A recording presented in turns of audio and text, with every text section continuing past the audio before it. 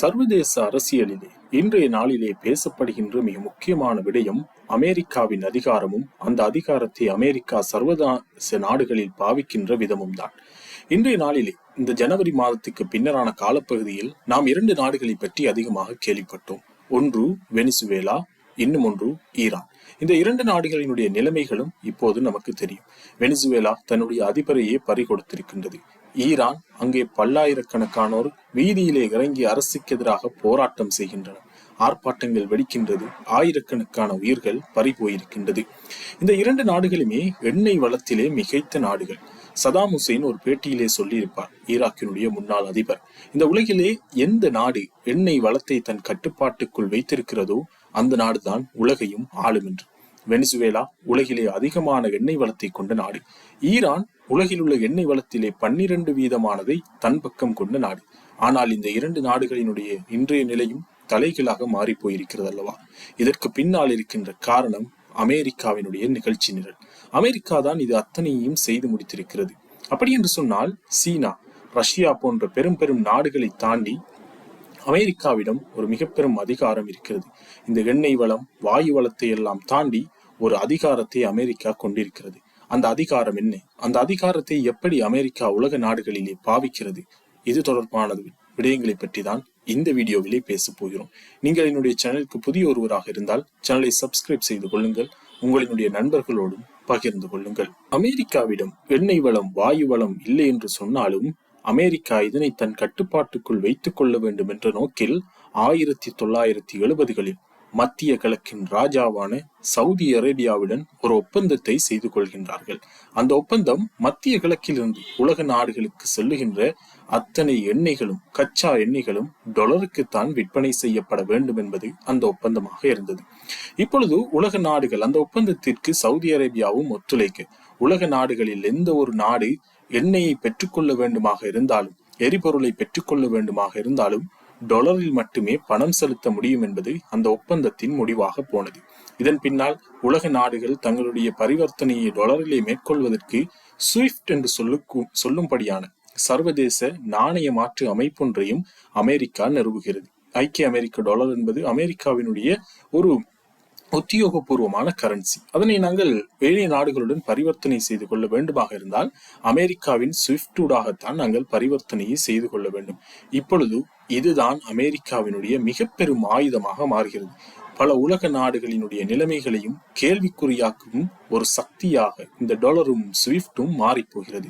உங்களுக்கு தெரியும், கடந்த 2022-23 காலப்பகுதிகளிலே இலங்கையிலே பொருளாதார நெருக்கடி ஏற்பட்ட பொழுது இந்த டாலர் பற்றாக்குறையினால் இலங்கையிலே எரிபொருள் நெருக்கடி எப்படி அதிகரித்திருந்தது என்பதை நாங்கள் கண்ணூடாக கண்டோம். இதுதான் பல உலக நாடுகளிலும் நடக்கின்ற ஒரு விடயம். அமெரிக்கா இப்போது இந்த ஸ்விஃப்டை பல உலக நாடுகளில் கேள்விக்குறியாக்கும் ஒரு சக்தியாக மாற்றுகிறது.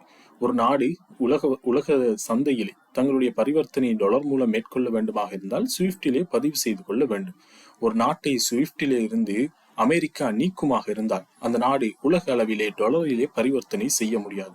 டாலரிலே பரிவர்த்தனை செய்ய முடியாதென்றால் அந்த நாட்டுக்கு எண்ணெயோ அல்லது வாயுவோ வர முடியாது. அது மட்டுமே போதும் அந்த நாட்டினுடைய நிலைமையை தலைகீழாக மாற்றுவதற்கு. இதனையே அமெரிக்கா வெனிசுவேலாவிலும் ஈரானிலும் செய்து முடித்தது.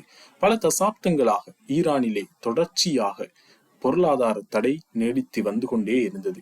அமெரிக்கா இப்பொழுது இந்த ஒரு நாட்டை தன்னுடைய கட்டுப்பாட்டுக்குள் கொண்டு வர வேண்டுமாக இருந்தால் பல கட்டங்களிலே அதனை செய்து முடிப்பார்கள். முதலாவதாக அந்த நாட்டினுடைய ராஜதந்திரிகளை விலைக்கு வாங்க பார்ப்பார்கள். அவர்களோடு பேசுவார்கள்.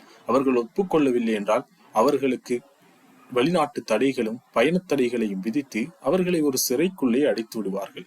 அதே மாதிரி அடுத்த கட்டமாக அந்த நாட்டினுடைய எந்த ஒரு உற்பத்திகளையும் வெளிநாடுகள் வாங்கக்கூடாது என்பதையும் வெளிநாடுகளுக்கும் அதே போன்ற ஒரு அறிவித்தல் போகும். இந்த நாடுகளினுடைய உற்பத்திகளை நீங்கள் பெறக்கூடாது, வாங்கக்கூடாது, விற்கக்கூடாது. அவ்வாறு அதனை மீறினால் அங்கும் பொருளாதார தடை.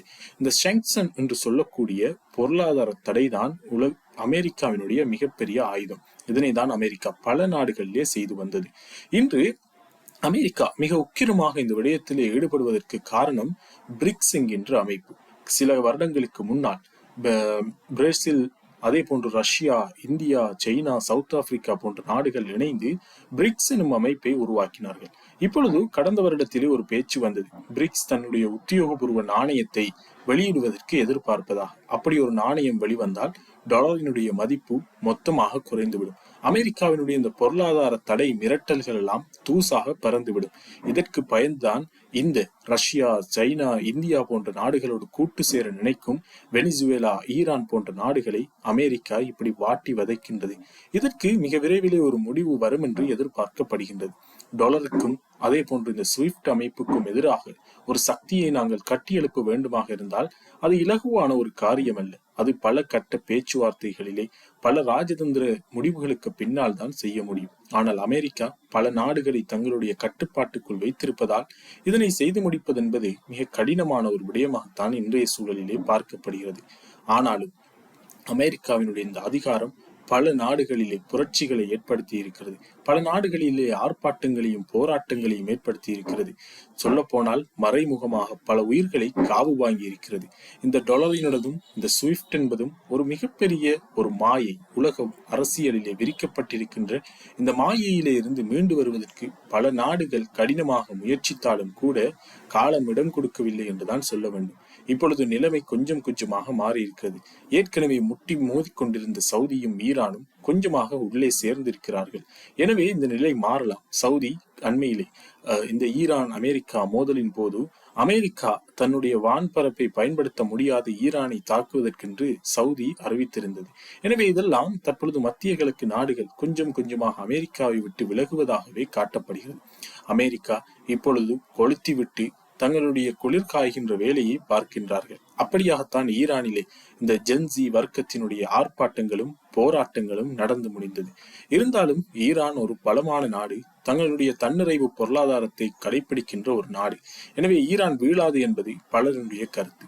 ஆனால் அமெரிக்காவினுடைய இந்த அதிகாரத்திற்கு மிக விரைவிலே முடிவு கட்டப்படும் என்று பல நாடுகளும் எதிர்பார்க்கின்றது.